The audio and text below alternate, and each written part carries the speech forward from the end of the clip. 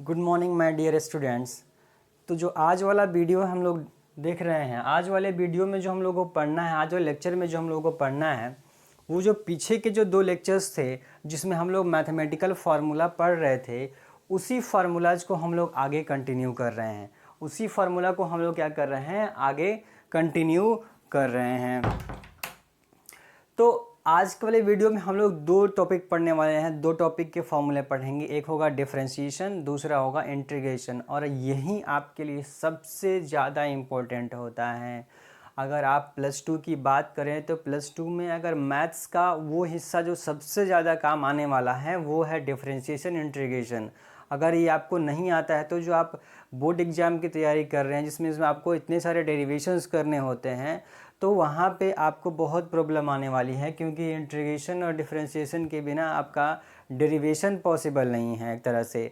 तो जो है आपको बहुत ज़रूरी है ये सारे फार्मूला। जो आज वाला लेक्चर जो है वो बहुत ज़्यादा, सबसे ज़्यादा, जो तीसरा वीडियो है ये तीसरा लेक्चर तीसरा लेक्चर में सबसे ज़्यादा इम्पोर्टेंट लेक्चर होने वाला है, क्योंकि यही डिफरेंशिएशन इंटीग्रेशन सबसे ज़्यादा, चाहे वो मैथ वाले स्टूडेंट हो चाहे बायो वाले स्टूडेंट, सबके लिए क्या है, ये बहुत ज़रूरी होता है।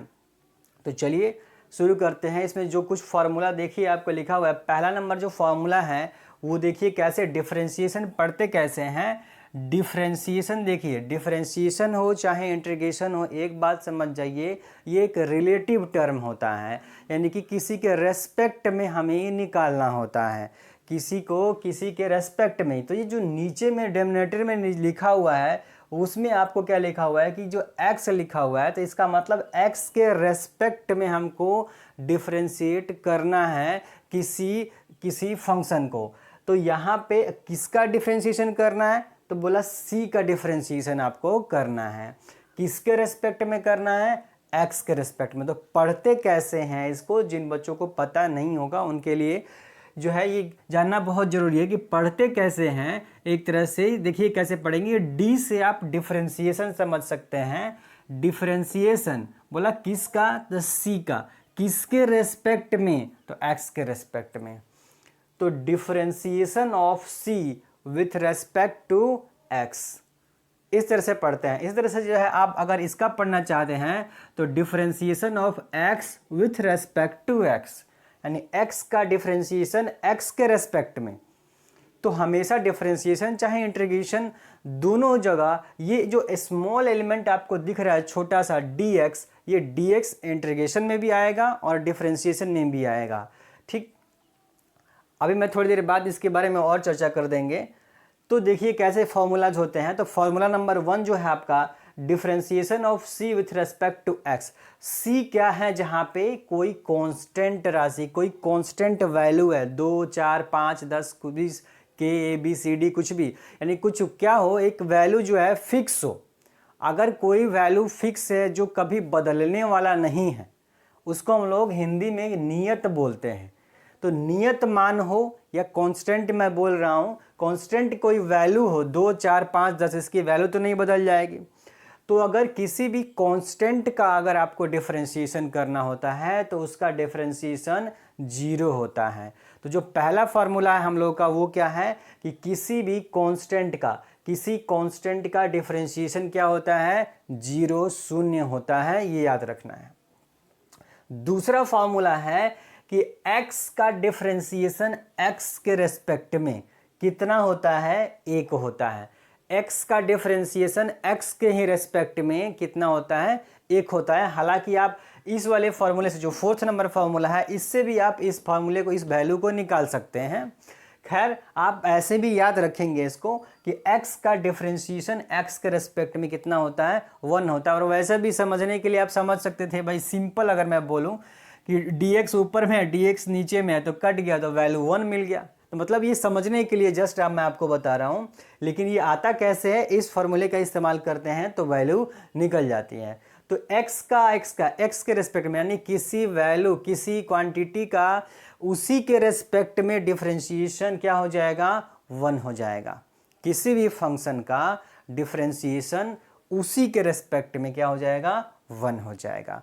बशर्ते क्या होना चाहिए, पावर क्या होना चाहिए, 1 होना चाहिए। पावर क्या होना चाहिए, 1 होना चाहिए। अगर मैं यहाँ पे बोल दूँ कि भाई p का डिफरेंशिएशन करना है, बोला किसके रेस्पेक्ट में, बोला p के रेस्पेक्ट में ही करना है, तो बोला ये भी क्या होगा, 1 होगा। p एक फंक्शन है तो p का डिफरेंशिएशन अगर आपको p ही के रेस्पेक्ट में, देखिए पावर कितना है, 1 है, यहाँ भी पावर 1 है, यहाँ भी पावर 1 है, तो पावर अगर 1 हो तो वैल्यू क्या हो जाएगी, 1 हो जाती है। तो आपका जो दूसरा फॉर्मूला है वो आपको क्या है, बस जस्ट एक वैल्यू है कि किसी फंक्शन का डिफरेंशिएशन उसकी ही के रेस्पेक्ट में अगर उसका पावर 1 हो तो वैल्यू क्या होती है, 1 हो जाती है। अब देखिए, अब इसके साथ में जो थर्ड नंबर फॉर्मूला है वो क्या है, differentiation of C X with respect to X. C X का डिफरेंशिएशन, जहाँ सी क्या है, सी क्या है, एक कांस्टेंट है। तो कभी भी अगर आपको एक कांस्टेंट के साथ में एक्स के डिफरेंशिएशन करना हो तो वो कांस्टेंट क्या होता है, डिफरेंशिएशन से बाहर निकल जाता है। साथ ही अगर हम इंटीग्रेशन भी पढ़ेंगे तो इंटीग्रेशन में भी आप देखेंगे कि कोई भी कांस्टेंट अगर वैल्यू है 2, 4, 5, 10 कुछ भी कांस्टेंट है तो कांस्टेंट चाहे डिफरेंशिएशन हो चाहे इंटीग्रेशन हो, दोनों में उससे बाहर निकल जाता है, यानी कि मल्टीप्लाई में आ जाता है बाहर निकल के। तो ये जो c है वो क्या है, कांस्टेंट है, तो c अंदर नहीं रहेगा, c कहाँ आ जाएगा, बाहर। c कहाँ आ जाएगा, बाहर आ जाएगा। तो c बाहर आ जाएगा तो अंदर में क्या बचेगा, सिर्फ x बचेगा, यानी कि dx का डिफरेंशिएशन x के रेस्पेक्ट में। तो अभी आपने देखा x का डिफरेंशिएशन x के रेस्पेक्ट में कितना होता है, 1 होता है। तो इसका मतलब ये dx/dx कितना हो जाएगा, 1 हो जाएगा। तो c में 1 से मल्टीप्लाई होगा तो क्या होगा, c ही होगा। ये बात आपको याद रखनी है, ये फार्मूला भी आपको याद रखना है। अब जो चौथा नंबर फार्मूला है ये सबसे ज़्यादा इम्पोर्टेंट फार्मूला होता है। चौथा नंबर फार्मूला आपको सब किसी को पता ही होना चाहिए। चौथा नंबर फार्मूला कहता है कि भाई x का जो यहाँ पावर 1 था, अब 1 नहीं कुछ भी हो जाए, 2, 4, 5, 10 कुछ भी, कोई भी रियल नंबर हो जाए तो क्या होगा, तो x का पावर अगर n है तो इसके लिए फार्मूला जो है वो पावर जो होता है वो बाहर मल्टीप्लाई में आ जाता है और उसके बाद पावर एक कम करके लिख दिया जाता है। यानी अगर n है यहाँ पे तो n आ जाएगा बाहर और n में से एक कम हो जाएगा, यानी x का जो पावर होगा -1, n में से कुछ घट जाएगा। जैसे कि मैं आपको इसके ऊपर एग्जाम्पल देकर के बता रखा है कि मान लीजिए x का पावर n, तो x के पावर यहाँ पे कितना है, 3 है, यानी n की वैल्यू कितनी है, 3 है। तो n कहाँ जाता है, बाहर, तो n की जगह पे क्या है, 3 है, तो 3 कहाँ आ जाएगा, बाहर। और n का जो वैल्यू होता है वो n-1, यानी x का जो पावर होता है वो पावर n था पहले, अब n में से माइनस हो गया 1, यानी एक पावर कम हो जाएगा। यानी पहले पावर 3 था, 3 था यहाँ पे, अब पावर क्या हो जाएगा, एक कम हो जाएगा, 2 हो जाएगा। तो x का पावर कितना हो जाएगा, 2 हो जाता है। तो 3 बाहर आ जाएगा और x का पावर क्या हो जाएगा, एक कम, 2 हो जाएगा। तो ये फार्मूला सबसे ज़्यादा इंपॉर्टेंट होता है और इसी फार्मूले से हम लोग ये भी निकाल सकते हैं, ठीक है। तो ये 4 फार्मूले हो गए। इसमें आपको ये याद रखना है, सबसे इंपॉर्टेंट बातों में से एक है कि कांस्टेंट की वैल्यू, कांस्टेंट का डिफरेंशिएशन 0 होता है और किसी भी फंक्शन का डिफरेंशिएशन उसी के रेस्पेक्ट में अगर आप करेंगे बशर्ते उसका पावर 1 हो तो वैल्यू क्या हो जाती है, उसकी 1 हो जाती है। और डी के एक्स के पावर अगर n का फार्मूला डिफरेंशिएशन करना है तो n बाहर आ जाता है और x का पावर क्या होता है, 1 कम हो जाता है। अब जो चौथा फार्मूला है, एक्चुअली में ये चौथा जो फार्मूला है यही फार्मूला यहाँ भी है। डिफरेंशिएशन तब तक होता है, डिफरेंशिएशन की एक कंडीशन याद रखिए कि डिफरेंशिएशन तब तक करते हैं जब तक कि वैल्यू मल्टीप्लाई में 1 नहीं होती। लास्ट वाला जो डिफरेंशिएशन हो उसकी वैल्यू 1 नहीं होती तब तक डिफरेंशिएशन किया जाता है। हम चाहते तो यहाँ पर भी यहाँ पे dx/dx वापस से लिख देते। एक बार पावर का डिफरेंशिएशन किया, एक बार सबसे पहले पावर का डिफरेंशिएशन होता है तो पावर का डिफरेंशिएशन सबसे पहले कर दिया। अब जो x बचेगा वो x का डिफरेंशिएशन फिर x के रेस्पेक्ट में होता है, तो x का x के रेस्पेक्ट में 1 होता है, तो 1 हो जाता है, इसलिए यहाँ पे लिखा नहीं जाता है फार्मूला के अंदर। लेकिन यही फार्मूला वहाँ पर भी लिखा हुआ है एक्चुअली में। अगर x की जगह पे कोई दूसरा फंक्शन हो जाए, लेकिन वो भी किसका फंक्शन हो, x का ही हो, जैसे डिफरेंशिएशन यहाँ x का कर रहे थे, अब x की जगह पे हम u का कर रहे हैं, वो u भी एक्चुअली में x का ही कोई फंक्शन होगा। तो u का पावर अगर n हो तो सबसे पहले पावर का करते हैं, तो n कहाँ आ जाएगा, बाहर, और पावर क्या हो जाएगा, एक कम हो जाएगा, तो u का पावर n-1, पावर क्या हो जाएगा, एक घट जाएगा। ठीक, अब ये पावर का हो गया। अब उसके बाद फिर u का डिफरेंशिएशन करते हैं, यानी u का डिफरेंशिएशन करेंगे किसके रेस्पेक्ट में, x के रेस्पेक्ट में। तो मल्टीप्लाई में, सब कुछ मल्टीप्लाई में चलता जाता है। कब तक चलता जाएगा, जब तक कि 1 नहीं हो जाता है। ठीक, अगर ये 1 हो गया, du/dx की वैल्यू अगर 1 हो जाएगी तो वहीं तक छोड़ देंगे। मल्टीप्लिकेशन में चलता चला जाता है, क्या होता है आपका डिफरेंशिएशन तब तक होता है जब तक वैल्यू 1 नहीं हो जाती, और एक्चुअली में लास्ट में dx/dx ही आता है, इसलिए वैल्यू 1 हो जाती है, इसलिए कई बार जो है लिखा नहीं जाता है उस चीज़ को। ठीक है, तो ये फार्मूला भी याद रखेंगे कि du के पावर n/dx हो तो पहले पावर का काम कर लेंगे, n u के पावर n-1 हो जाएगा, पावर कम हो जाएगा, और उसके बाद फिर u का भी करेंगे डिफरेंशिएशन x के रेस्पेक्ट में। ये फार्मूला मैंने आपको इसलिए बता रहा है ताकि आपके दिमाग में रहे कि डिफरेंशिएशन तब तक करते हैं जब तक कि वैल्यू 1 नहीं होती है। ठीक, अब जो नेक्स्ट फार्मूला है वो है दो आपका फंक्शन हो, u और v, दो फंक्शन हो और दोनों किसके फंक्शन हो, x के फंक्शन हो। u और v क्या हो, दोनों अगर x के फंक्शन हो और दोनों ऐड हो रहे हों, जुट रहे हों, तो उनका अगर डिफरेंशिएशन करना है x के रिस्पेक्ट में तो बहुत आसान है, बस अलग अलग कर दीजिए। डिफरेंशिएशन क्या करते हैं, जस्ट अलग अलग, जैसे कि आप अब सिंपल समझ सकते हैं भाई, d से u में मल्टीप्लाई कर दो तो du हो जाएगा, फिर प्लस है तो प्लस लगा दिया, d का v में मल्टीप्लाई कर दो तो dv हो गया। अब प्लस है था तो बीच में प्लस लगा ही दिया, और dx इसमें भी जाएगा, डिवाइड होगा, dx इसमें भी डिवाइड होगा। मतलब ये समझने के लिए मैं बता रहा हूँ जस्ट आपको। तो क्या होता है डिफरेंशिएशन, अगर आपको एडिशन दो तीन टर्म का अगर डिफरेंशिएशन आपको करना हो, बीच में प्लस माइनस हो, तो उस प्लस माइनस को लगाते हुए उनको हम लोग सेपरेट कर देते हैं, अलग अलग डिफरेंशिएशन कर दिया जाता है। तो u का डिफरेंशिएशन अलग होगा और इस v का डिफरेंशिएशन अलग होता है। अगर यहाँ माइनस होता तो यहाँ माइनस लगा देते। ठीक है, तो ये एक फार्मूला हो गया। इसके ऊपर मैंने आपको एक एग्जांपल लेकर के भी बता रखा है कि मान लीजिए इस u के जगह पे x³ दे रखा है और v के जगह पे 2x² दे रखा है। तो अगर इसका डिफरेंशिएशन हमको करना है तो हम क्या करेंगे, सबसे पहले x³ का अलग कर देंगे और 2x² का अलग कर देंगे। जो भी अलग अलग टर्म है अलग अलग उसका डिफरेंशिएशन होगा। अब x³ का डिफरेंशिएशन क्या होगा, इस फार्मूले से हमको पता है कि भाई पावर बाहर आता है और पावर एक घट जाता है। तो पावर 3 है तो 3 आ जाएगा बाहर और पावर एक क्या हो जाएगा, कम हो जाएगा। तो x का पावर कितना हो जाएगा, 3 से 2 हो जाने वाला है। अब जो इसका डिफरेंशिएशन करना है इस वाले का, इसमें है 2x²। तो 2x² जब बनाना है तो आपको सबसे पहले इस फार्मूले पर जाना होगा कि अगर कोई भी कांस्टेंट है तो उस कांस्टेंट को सबसे पहले आप बाहर निकालिए। तो हम देख रहे हैं कि यहाँ पे कांस्टेंट है 2, इसका मतलब 2 को सबसे पहले आप बाहर निकालेंगे डिफरेंशिएशन से।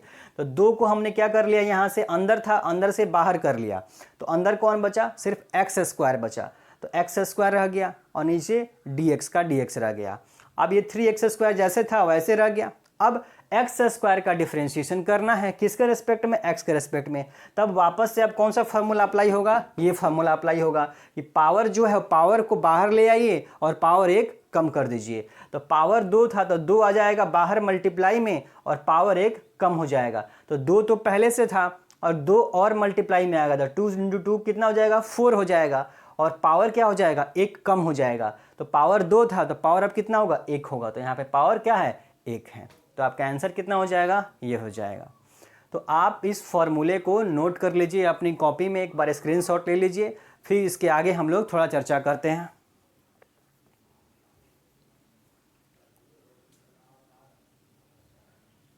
ठीक है, अब जो फॉर्मूला है, अब इसी के एक दो और फॉर्मूले हैं, वो आपका ट्रिग्नोमेट्रिक वाला फॉर्मूला है। ट्रिग्नोमेट्री हालांकि अगर आप देखेंगे तो इसमें एक आपको मल्टीप्लिकेशन का भी फॉर्मूला आता है, वो भी मैं आपको बता देता हूँ। मल्टीप्लिकेशन वाला formula u × v upon dx। अगर मान लीजिए यहाँ पे प्लस था, प्लस की जगह अगर माइनस क्या हो जाए, मल्टीप्लाई हो जाए, तो क्या करते हैं, तो भी बहुत आसान है। क्या करते हैं, अगर मल्टीप्लाई में अगर आपको डिफरेंशिएशन है तो बारी बारी से डिफरेंशिएशन फिर किया जाता है। एक इंतजार करता है, दूसरे का इंटीग्रेशन करना होता है। फिर दूसरा जब इंटीग्रेशन हो जाएगा तो दूसरा इंतजार करेगा और पहले वाले का डिफरेंशिएशन होगा। तो इसका मतलब u है, u को कर लीजिए बाहर और किसका डिफरेंशिएशन करेंगे, पहले v का कर लेंगे। u को बाहर कर लीजिए और v का डिफरेंशिएशन कर लीजिए। u इंतजार कर रहा है, फिर उसके बाद बीच में प्लस का साइन लगा दीजिए। अब v का डिफरेंशिएशन हो गया है तो अब जाएगा v बाहर, v बाहर हो जाएगा और अब डिफरेंशिएशन किसका होगा, u का होगा। अब किसका डिफरेंशिएशन होगा, u का डिफरेंशिएशन होगा। तो ये फार्मूला काफ़ी काम आता है। हालांकि फिजिक्स में इस फार्मूले का अगर आप देखेंगे तो बहुत कम, न के बराबर यूज होने वाला है। मेनली फिजिक्स में साइन कॉस का और आपको एक्स के पावर एन का तीन ही फार्मूले, तीन डिफरेंशिएशन के तीन ही फार्मूले ज़्यादा काम आते हैं। अब इसके अलावा अगर आप देखेंगे तो जो 8वां फार्मूला है वो क्या है, ट्रिग्नोमेट्री का यानी साइन का। तो डिफरेंशिएशन ऑफ साइन एक्स किसके रिस्पेक्ट में, एक्स के रिस्पेक्ट में। याद रखिए यहाँ पे एंगल में, साइन के एंगल में जो होगा उसी के रिस्पेक्ट में यहाँ पे हम लोग नॉर्मली बात करते हैं। अगर यहाँ थीटा है तो यहाँ थीटा लगा देते, ठीक है। तो साइन एक्स है तो एक्स के रिस्पेक्ट में, तो ये क्या हो जाता है, साइन एक्स का डिफरेंशिएशन क्या होता है, कॉस एक्स होता है। साइन एक्स का डिफरेंशिएशन क्या होता है, कॉस एक्स होता है। इसके अलावा अगर आप कॉस एक्स का डिफरेंशिएशन करेंगे, कॉस एक्स का डिफरेंशिएशन चाहे तो आप यहाँ पे ब्रैकेट का यूज कर सकते हैं। अगर cos x का डिफरेंशिएशन करेंगे तो वो क्या होता है, sin x माइनस के साथ में होता है। क्या होता है, माइनस के साथ में sin x होता है। तो sin का डिफरेंशिएशन cos x और cos का माइनस का sin x होता है। cos का क्या होता है, माइनस का sin x होता है। तो ये आपके कितने फॉर्मूलेज हो गए, 9 फॉर्मूले हो गए जो आपके लिए बहुत इंपॉर्टेंट है, आपको याद रखना है। अब जो बात करेंगे हम लोग, अब किसकी बात कर रहे हैं, अब थोड़ा सा लॉगरिथमिक की बात कर लेते हैं। हालांकि इसमें एक और फॉर्मूला है, 9 के बाद अगर आप यहाँ 10 नंबर जोड़ेंगे तो वो किसका फॉर्मूला है, tan x का, डिफरेंशिएशन ऑफ tan x। इसकी उतनी ज़रूरत पड़ती नहीं है पर फिर भी आप याद रखेंगे। tan x का क्या होता है, sec square x। tan x का क्या होता है, डिफरेंशिएशन सेक स्क्वायर x होता है। नेक्स्ट जो फॉर्मूला है वो है, काफ़ी इंपॉर्टेंट फार्मूला है और ये है log x का। log x का कल मैंने आपको लॉगरिथम वाला वीडियो में बताया था कि log वाले टॉपिक में लॉगरिथम 2 तरह के होते हैं एक तरह से, ठीक। तो 2 में आपको क्या है, एक बेस e होता है और एक का बेस क्या होता है, 10 होता है। तो जो भी आप कैलकुलेशन करते हैं, जो न्यूमेरिकल जो डेटा पुट करते हैं वो बेस 10 में करते हैं, लेकिन थ्योरी वाले टॉपिक में आप लॉग बेस ई का इस्तेमाल करते हैं। तो फार्मूला आपका जो होता है वो थ्योरी का पार्ट होता है, फार्मूला थ्योरी का पार्ट है, इसीलिए जो है आपका यहाँ पे बेस क्या लगा जाता है, ई होता है। बेस क्या होता है, ई होता है। तो लॉग एक्स का डिफरेंशिएशन क्या होता है, 1/x होता है। लॉग एक्स का डिफरेंशिएशन क्या होता है, 1/x होता है। ये आपको याद रखना है कि log x का डिफरेंशिएशन क्या होता है, 1/x होता है। एक एंटी लॉग भी होता है, log का माने उल्टा, ठीक है। तो उल्टा करेंगे तो पावर में सारी कहानी चली जाती है, यानी e के पावर x में चली जाती है। तो अगर मैं यहाँ पे अगर लिखूँ एक एक्सपोनेंशियल फंक्शन का भी डिफरेंशिएशन, हालांकि इसका ज़रूरत आपको कहीं भी फिजिक्स में नहीं पड़ेगा, डिफरेंशिएशन ऑफ e का पावर x, ये लॉगरिथमिक फंक्शन है, ये एक्सपोनेंशियल फंक्शन है। तो e के पावर x जो एक्सपोनेंशियल फंक्शन है, ये एक ऐसा आपका फंक्शन है जिसका चाहे डिफरेंशिएशन हो चाहे इंटीग्रेशन हो, वैल्यू क्या होती है, वहीं की वहीं रहती है। यानी e के पावर x का डिफरेंशिएशन क्या होगा, e के पावर x ही होता है। तो एक बार जो है आप इसका भी स्क्रीनशॉट लेकर के आप अपने नोट्स में लिख लीजिए।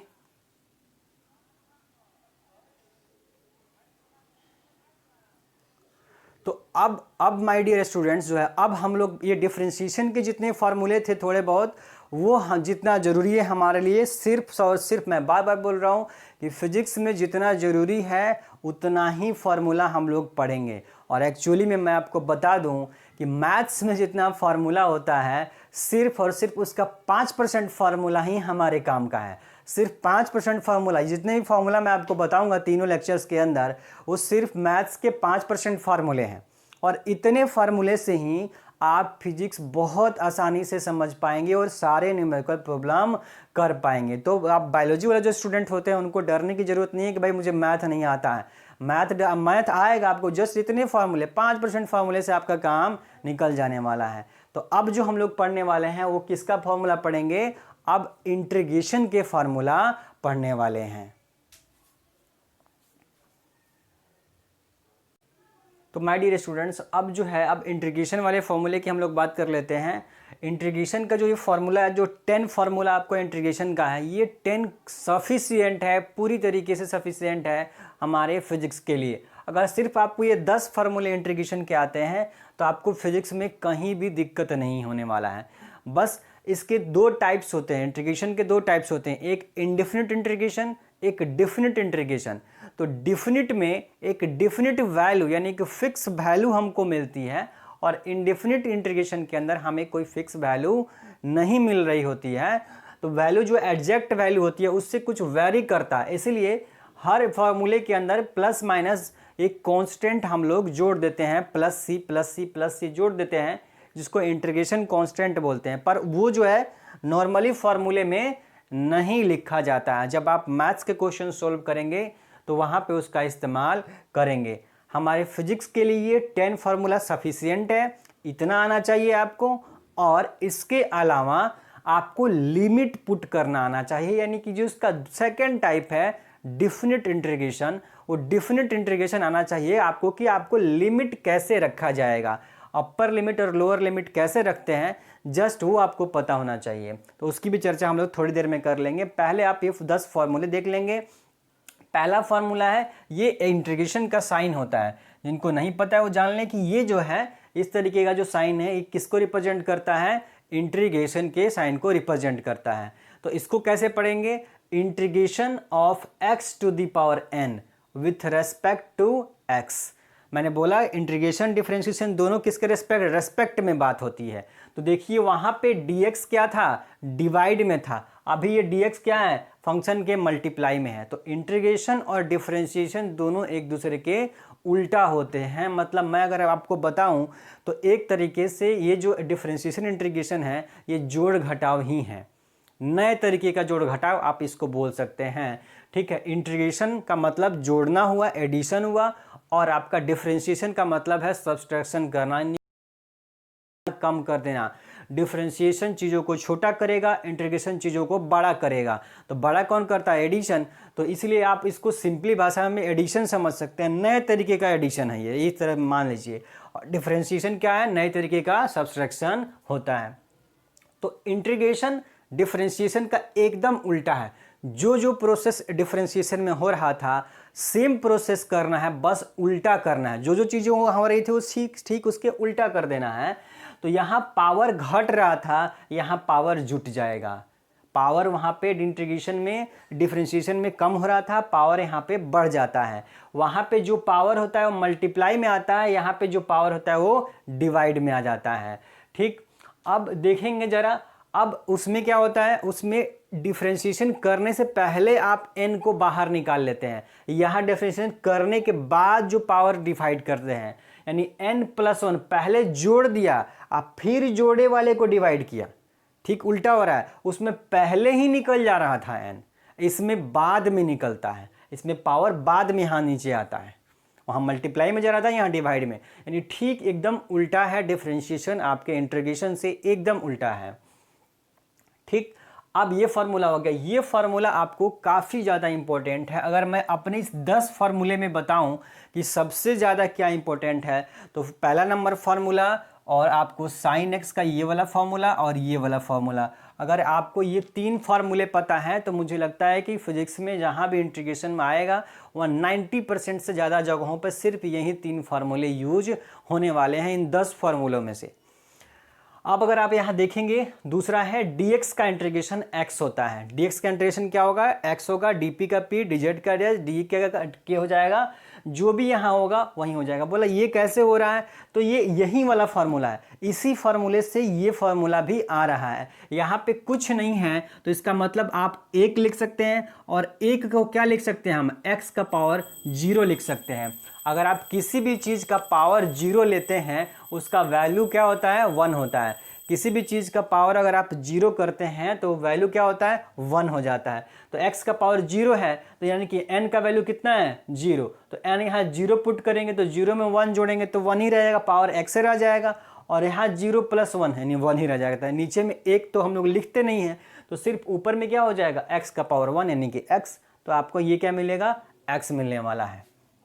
इसलिए आप सिंपली बस इतना सोचने की जरूरत नहीं, आप याद रखेंगे कि dx जहाँ है वहाँ x ले लेना है, dp जहाँ होगा p ले लेना है। जस्ट आप देखेंगे cx, इसी को थोड़ा बड़ा कर रहे हैं इसी फॉर्मूले को, cx dx, यानी कि अगर आप कोई कांस्टेंट आ जाए c के साथ, c क्या है, कांस्टेंट है, तो मैंने बोला कि कांस्टेंट कहाँ आना है, बाहर। तो फटाफट कांस्टेंट c को बाहर निकालिए और इंटीग्रेशन में कौन होगा, सिर्फ x dx होगा। और x ds का हम लोग डिफरेंशिएशन करेंगे। तो x ds का डिफरेंशिएशन कैसे करेंगे, फिर इस वाले फॉर्मूले से कर देंगे।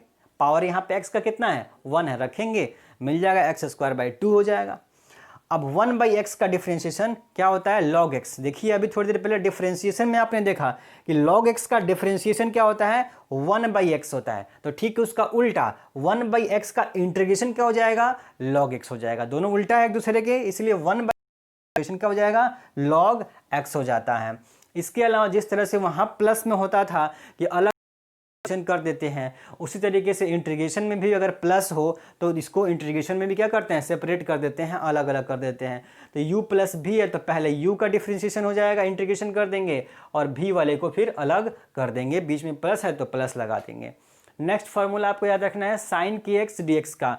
तो sin kx dx यानी एंगल में आपको अगर थीटा के साथ में कुछ भी मल्टीप्लाई हो रहा है, 2, 4, 5 कुछ भी मल्टीप्लाई हो रहा है, तो वो कहाँ आ जाता है, इंटीग्रेशन के बाद नीचे आ जाता है। तो sin x का होता है माइनस का cos x, sin x का cos x। लेकिन अगर इस x के साथ कुछ मल्टीप्लाई हो रहा है, k मल्टीप्लाई हो रहा है, तो ये k कहाँ आ जाएगा, नीचे डिवाइड में आ जाएगा। डिफरेंशिएशन में सेम चीज़ मल्टीप्लाई में जाता है, इंटीग्रेशन में ये चीज़ डिवाइड के हो जाता है।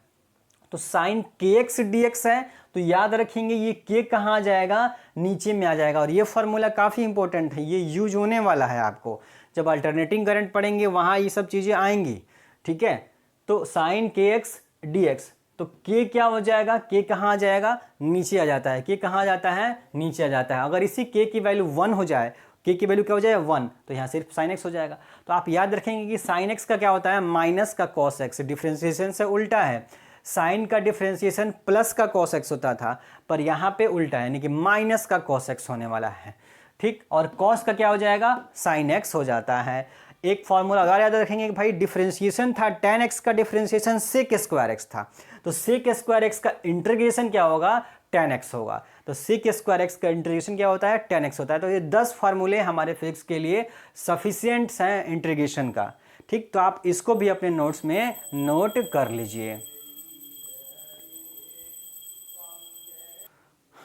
अब माय डियर स्टूडेंट्स जो है, अब आपको डिफिनिट इंटीग्रेशन मैं आपको सिखा दूं, क्योंकि यही सबसे ज़्यादा यूज होगा। पूरे फिजिक्स के सारे डेरिवेशन में, हर डेरिवेशन में आपको इंटीग्रेशन लगभग मिल जाता है। और डेरिवेशन जब भी होगा तब फिजिक्स में हम लोग एक एग्जैक्ट वैल्यू लेकर के आते हैं, ठीक है। तो हमेशा क्या होगा, मैक्सिमम जगह आप क्या पढ़ेंगे, डिफिनिट इंटीग्रेशन आपके लिए होगा। तो डिफिनिट इंटीग्रेशन में आपको समझना बहुत ज़रूरी है कि कैसे हम लोग लिमिट पुट करते हैं। तो जस्ट आपको 2 एग्जाम्पल मैं देने वाला हूं, 2 एग्जाम्पल्स आप समझ जाएंगे तो आप x का पावर n का इंटीग्रेशन करना है x के रेस्पेक्ट में। तो फॉर्मूला हमारा वहीं रहता है, फॉर्मूला कोई चेंज नहीं होता है डिफिनिट के अंदर। देखिए पिछले वाले जो भी फॉर्मूला लिखा था वहाँ पे यहाँ नीचे और ऊपर में कुछ भी नहीं लिखा हुआ था, लेकिन अब की बार लिखा हुआ है। तो अगर लिख देंगे तो ये डिफिनिट हो गया, डिफाइन कर दिया, आपका बता दिया कि भाई आपको यहीं से यहीं तक जाना है, आप कहीं से कहीं नहीं चले जाएंगे। आपका क्या कर दिया, फिक्स कर दिया गया आपको कि आपको 0 से π/2 तक जाना है, यहाँ 2 से 3 तक ही जाना है। तो फार्मूला सबसे पहले हम लोग क्या करते हैं, जो फार्मूला होता है वो वहीं रखते हैं। तो x के पावर n का जो फार्मूला होता है वो क्या होता है, हमको पता है कि भाई x के पावर n का फार्मूला x के पावर n+1/n+1 होता है। पावर एक बढ़ा करके उसी से डिवाइड कर देते हैं। तो जो फार्मूला है वो लिख देंगे। उसके बाद क्या करेंगे, यहाँ पे एक ब्रैकेट लगा देंगे, और ब्रैकेट लगाने के बाद जो ये देखिए, इसको हम लोग पढ़ते हैं लोअर लिमिट। इसको क्या बोलते हैं? लोअर लिमिट बोलते हैं। नीचे वाले को लोअर लिमिट बोलते हैं और ऊपर वाले को क्या बोलते हैं? अपर लिमिट बोलते हैं। ऊपर वाले को क्या बोलते हैं? अपर लिमिट बोलते हैं। तो अब जो लोअर लिमिट 2 है तो 2 लिख देंगे, लोअर लिमिट अपर लिमिट 3 है तो 3 यहाँ लिख देंगे। तो जो फॉर्मूला होता है आप पहले फॉर्मूला लगा दीजिए, फॉर्मूला लगा के आप सिंपल इंडेफिनिट इंटीग्रेशन कर दीजिए। उसके बाद आप क्या करना है? जस्ट लिमिट पुट कर देना होता है। तो हम लिमिट कैसे पुट करते हैं? लिमिट पुट करते हैं कैसे कि जो भी वेरिएबल होगा उस वेरिएबल, यानी कि यहाँ पे अगर आप देखेंगे तो आपको क्या करना है? ये वैल्यू पुट करना है। ये वैल्यू क्या करनी है? आपको यहाँ पे रखनी होती है। वैल्यू क्या रखनी पड़ती है? आपको x, जो हमारा वेरिएबल तो हमारा x ही है यहाँ पे, तो n कोई फिक्स क्वांटिटी हो सकता है। मान लीजिए अगर आप और एग्जांपल इसको समझना है, आसानी से अगर समझना है तो इसको मान लीजिए x का पावर 2 ले लेते हैं आपकी आसानी के लिए। चलिए 2 ले लेते हैं, तो यहाँ 2 ले लेते हैं। हाँ, तो एक्स स्क्वायर में क्या 2 हो जाएगा, तो 2 + 1 पावर हो जाएगा, 2 + 1 से डिवाइड कर देंगे। अब सिंपली आपको करना क्या है? x कितना हो जाएगा? 3/3 हो जाएगा। पावर कहाँ से और कहाँ से कहाँ जाना है? हमें 2 से 3 तक जाना है। 2 अपर देखिए, 2 1 3, पावर 3 हो जाएगा, 2 1 3 से डिवाइड कर दिया। अब हमको लिमिट पुट करना होता है। बोला लिमिट सर कैसे पुट करना है? तो आपको क्या करना है? अपर लिमिट को पहले रखना है। कहाँ रखना है? जो वेरिएबल होगा। वेरिएबल कौन था? यहाँ x ही वेरिएबल है, तो x के जगह पे पहले आप अपर लिमिट रखेंगे, फिर माइनस का साइन लगाएंगे, फिर लोअर लिमिट लगा देंगे। तो एक बार ये देखिए, x वेरिएबल है तो वेरिएबल x है, तो x की जगह पे पहले अपर लिमिट रखिए। अपर लिमिट कौन है? बोला 3 है, तो x की जगह पे 3 रख देंगे। और पावर कितना था? 3 था, तो वो वैसे का वैसे रखिए। नीचे में 3 था तो वो 3 का 3 लिख दीजिए। बीच में क्या करेंगे? अब माइनस का साइन लगाएंगे। जब एक बार अपर लिमिट रख देंगे तो उसके बाद माइनस का साइन लगा देना होता है। तो x के जगह पे हमने एक बार अपर लिमिट रख दिया, x वेरिएबल था, वेरिएबल की जगह ही रखना होता है, रख दिया और माइनस का साइन अब लगा दिया। अब रखेंगे x की जगह कौन? Lower limit. तो अब लोअर लिमिट कौन है आपका? 2 है, तो x की जगह क्या रखना है? आपको 2 रखना है। और पावर कितना है? बोला 3 है, तो पावर 3 हो जाएगा। नीचे में कौन है? बोला 3 है, तो 3 हो जाएगा। ऐसा कर देंगे हम लोग। और ऐसा जैसे आप करेंगे तो बस ये देखिए आपको एक एग्जैक्ट वैल्यू मिलने वाली है। 3 का पावर करेंगे 3 तो कितना हो जाएगा? ये हो जाएगा 27 डिवाइड बाई 3 माइनस ये 2 का पावर आप 3 करेंगे तो कितना हो जाएगा? 8 डिवाइड बाई 3। अब आप दोनों देखेंगे बेस तो सेम ही है, तो ऊपर वाला क्या कर लेंगे? माइनस कर लेंगे। तो 27 में से आप 8 घटा लीजिए तो कितना हो जाएगा? 19/3। ये आपका क्या हो जाएगा? आंसर हो जाएगा। तो लिमिट कैसे पुट करते हैं ये मैंने आपको सिखाया इस x के पावर n वाले में। पहले आप फॉर्मूला जैसे था उसके फॉर्मूला लगा दीजिए। x का पावर 2, x स्क्वायर का इंटीग्रेशन करना था, तो x का पावर 2 में पावर 1 बढ़ जाएगा और बढ़े हुए पावर से डिवाइड कर देंगे, तो x³ हो जाएगा जी। इसको 2 और 3 अपर और लोअर और अपर लिमिट है, तो लोअर और अपर लिमिट रख देंगे। अब जो x वेरिएबल है, वेरिएबल के जगह पे एक बार अपर लिमिट रख दिया, माइनस का चिन्ह लगाया और उसके बाद फिर x के जगह पे लोअर लिमिट रख देंगे। बस आपको यही चीज़ समझ लेना है कि अपर और लोअर लिमिट आपको रखना कहाँ है। आपको रखना कहाँ है? जो वेरिएबल होगा वहाँ आपको एक बार अपर लिमिट रख देना है, फिर माइनस का साइन लगाना है और फिर लोअर लिमिट उस वेरिएबल के जगह पे रख दीजिए, फिर सोल्व कर लेंगे, आंसर आ जाएगा आपका। इसी तरह से अगर आप यहाँ साइन थीटा वाले टर्म में देखेंगे, यहाँ पे देखेंगे तो साइन थीटा का क्या होता है? बोला कॉस थीटा होता है। तो साइन थीटा का वैल्यू पहले लिख देंगे कि भाई कॉस थीटा होता है इंटीग्रेशन किसके साथ? माइनस के साथ। साइन थीटा का इंटीग्रेशन क्या होता है? माइनस का कॉस थीटा। बोला लिमिट कहाँ से है? 0 से लेकर के π/2 तक है। आप इस माइनस को क्या कर लीजिए? बाहर कर लीजिए। अब क्या करेंगे? सबसे पहले पता है कि वेरिएबल कौन है? एंगल। एंगल ही ना वेरिएबल है, ट्रिग्नोमेट्रिक फंक्शन है तो एंगल वेरिएबल होगा, थीटा वेरिएबल होगा आपका। तो थीटा के जगह पे आप एक बार अपर लिमिट रखेंगे, फिर एक बार लोअर लिमिट रखेंगे। तो अपर लिमिट कौन है? बोला π/2 है, तो सबसे पहले क्या रख देंगे? थीटा के जगह पे कॉस का π/2 रख देंगे। और मैंने अभी सिखाया आपको यहाँ पे कि जैसे अपर लिमिट रखते हैं उसके बाद क्या करते हैं, माइनस का चिन्ह लगाते हैं, तो माइनस का चिन्ह लगा दिया। उसके बाद अब थीटा की जगह पे क्या पुट करेंगे, लोअर लिमिट पुट करेंगे, तो कॉस 0, लोअर लिमिट कौन है, 0 है, तो थीटा की जगह पे क्या पुट कर दिया, कॉस 0 पुट कर दिया। ये देखिए लिमिट हमने पुट कर दिया है। अब ये माइनस का साइन बाहर है तो बाहर ही रखिए। अब देखिए कॉस π/2, कॉस 90 की वैल्यू कितनी होती है बताइए, तो आपको ये वैल्यूज याद होनी चाहिए। cos 1 cos 0 की वैल्यू कितनी होती है, cos 30 cos 45 की वैल्यू कितनी होती है, तो cos 90 की वैल्यू होती है 0, cos 90 की वैल्यू क्या होती है 0, और sin 90 की वैल्यू 1 होती है, तो cos 90 की वैल्यू 0 माइनस cos 0, और cos 0 की वैल्यू कितनी होती है, बोला 1 होती है, तो 1 होती है तो 1 लिख देंगे।